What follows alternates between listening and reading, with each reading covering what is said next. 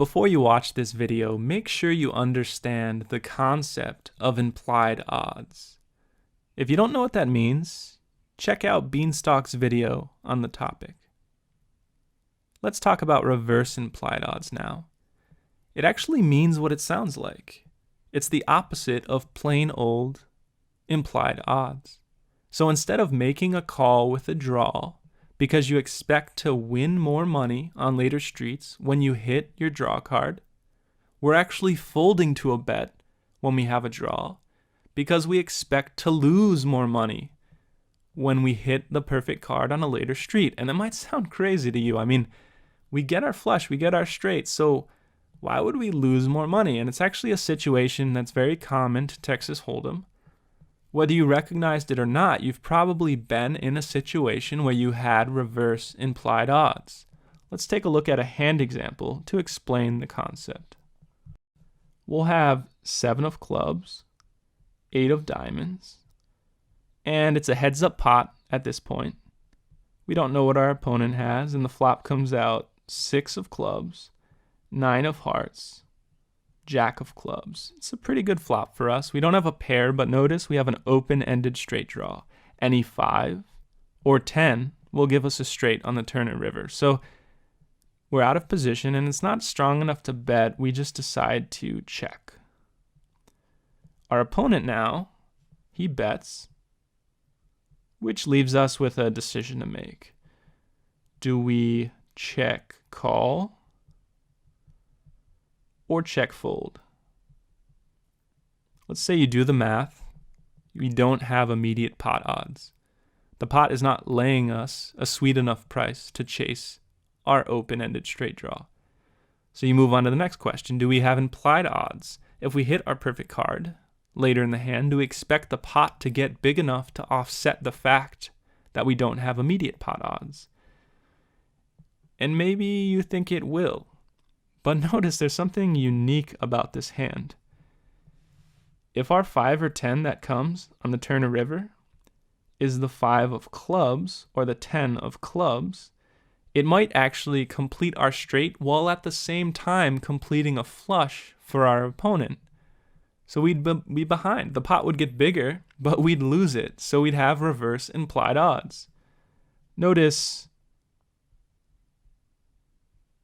any 10 could give our opponent a better straight. So we'd have the low straight if our opponent's holding, say, 8 queen or king queen. If a significant portion of your opponent's possible hand range are hands that will be a better flush or better straight draw when you hit one of your outs, we have reverse implied odds, and you probably shouldn't make the call. So we've got 3 topics now floating out there. Let's thread them all together. First, there's pot odds, which I'm sure you're very comfortable with at this point. Just plain old explicit or immediate pot odds. Then we have implied odds, abbreviated IO. And finally, what you just learned in the video, reverse implied odds. When you have a drawing hand and you're facing a bet, you're probably pretty comfortable with checking your pot odds. You do the math and you say, do I have pot odds or do I not? No or yes. If it's a yes, you call. Simple as that. Decision making is over. You see what the turn brings and you go from there. If it's a no and you're a fairly advanced player, you probably check your implied odds. Implied odds no, implied odds yes. Now, no, up to this point when you watch this video, it was also pretty easy. It's a fold. You've got 2 reasons now to fold. The pot's not laying you immediate odds, and based on all the information at the table, you don't even have potential implied odds to make the call. If you did have implied odds though, before you saw this video, you'd say, aha, I have a reason to call, even though I don't have immediate pot odds. But now you've learned that you need to check one more thing.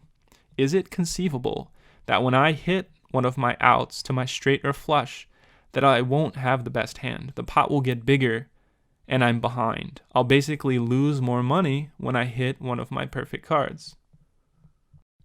If this is the case, you have reverse implied odds, you should probably fold. Now, if you don't have reverse implied odds, you can call. Let's review this diagram briefly. We've got two places where we'll call. One's very straightforward. We have explicit pot odds. It's an easy call. The other is where we don't have implied odds.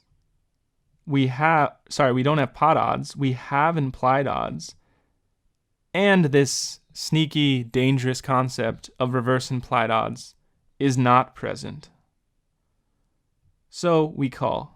Now let's take a look at our folds. There's two of them. The first you knew before today.